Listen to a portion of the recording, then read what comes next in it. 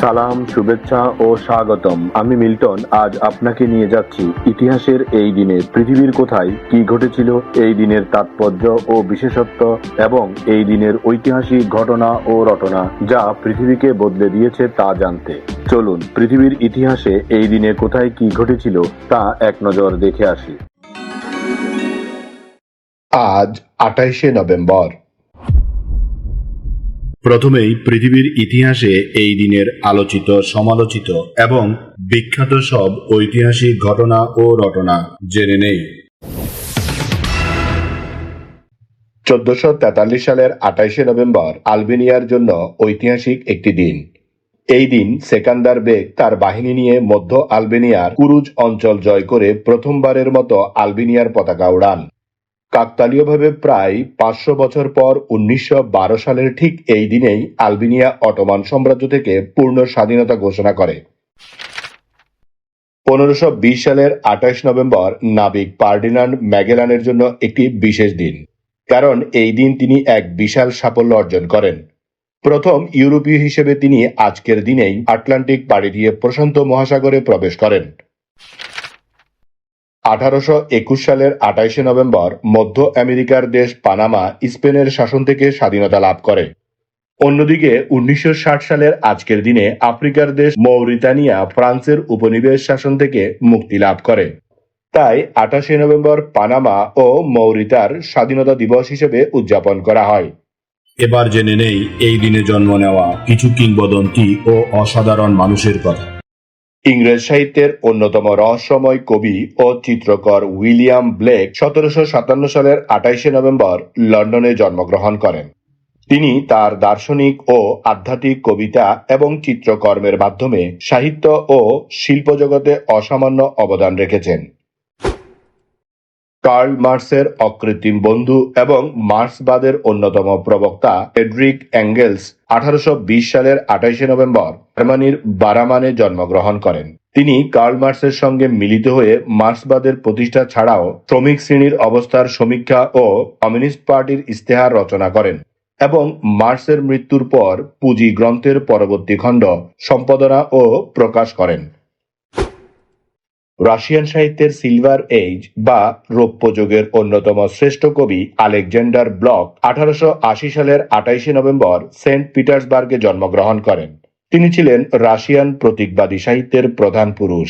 তার কবিতায় রহস্যময়তা এবং ১৯১৭ সালের রুশ বিপ্লবের এক অনন্য সংমিশ্রণ দেখা যায়, যা পরবর্তী প্রজন্মের কবিদের গভীরভাবে প্রভাবিত করেছিল।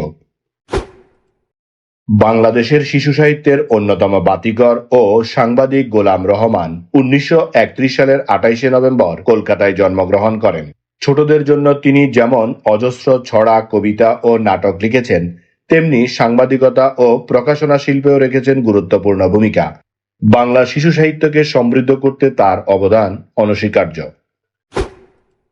আমাদের সবার প্রিয় টোকাই চরিত্রের স্রষ্টা বরেণ্য চিত্রশিল্পী ও কার্টুনিস্ট রফিকুন নবী ১৯৪৩ সালের ২৮শে নভেম্বর রাজশাহী বিভাগের চাঁপাইনবাবগঞ্জ জেলায় জন্মগ্রহণ করেন। শিল্পকলায় তার অনন্য অবদানের জন্য তিনি ১৯৯৩ সালে বাংলাদেশ সরকার কর্তৃক প্রদত্ত দ্বিতীয় সর্বোচ্চ বেসামরিক সম্মান ২১ পদকে ভূষিত হন। নোবেল পুরস্কার বিজয়ী মার্কিন পদার্থবিজ্ঞানী ও জ্যোতির্বিজ্ঞানী রাসেল অ্যানান ১৯৫০ সালের ২৮শে নভেম্বর নিউ ইয়র্ক সিটিতে জন্মগ্রহণ করেন। তিনি ১৯৭৫ সালে ইউনিভার্সিটি অব ম্যাসাচুসেটস আমহার্স্ট থেকে পিএইচডি ডিগ্রি অর্জন করেন এবং ১৯৯৩ সালে তিনি পদার্থবিজ্ঞানে নোবেল পুরস্কার অর্জন করেন। স্কটিশ অভিনেত্রী কারেন গিলান ১৯৮৭ সালের ২৮শে নভেম্বর স্কটল্যান্ডের ইনভার্সে জন্মগ্রহণ করেন। তিনি ডক্টর হু সিরিজে অ্যামি পন্ড এবং মার্বেল সিনেম্যাটিক ইউনিভার্সের নেবুলা চরিত্রের জন্য বিশ্বব্যাপী খ্যাতি অর্জন করেছেন। স্মরণ করছি এই দিনে চলে যাওয়া কিছু কিংবদন্তি ও অসাধারণ মানুষের কথা। মার্কিন ছোট গল্পকার, প্রাবন্ধিক, জীবনীকার ও কূটনৈতিক ওয়াশিংটন আরবিন ১৮৫৯ সালের ২৮শে নভেম্বর মৃত্যুবরণ করেন। তিনি ছিলেন আন্তর্জাতিকভাবে স্বীকৃতি পাওয়া প্রথম মার্কিন লেখক। তার লেখা কালজয়ী গল্প রিপ ভ্যান উইঙ্কল এবং the legend of sleepy hello আজও পাঠকদের শিহরিত করে। সাহিত্য চর্চার পাশাপাশি তিনি একজন কূটনীতিক হিসেবেও সফল ছিলেন। পারমাণবিক যুগের স্থপতি এবং নোবেলজয়ী পদার্থবিদ এনরিকো ফের্মি 1954 সালের 28 নভেম্বর মৃত্যুবরণ করেন। 1942 সালে প্রথম পারমাণবিক বিভাজন এবং ম্যানহাটন প্রকল্পে অংশগ্রহণ ও পৃথিবীর প্রথম নিউক্লিয়ার চুল্লি নির্মাণের মাধ্যমে তিনি নিউক্লিয়ার যুগের স্থপতি হিসেবে খ্যাতি অর্জন করেন। তাছাড়া 1938 সালে তিনি পদার্থবিজ্ঞানে নোবেল পুরস্কার লাভ করেন।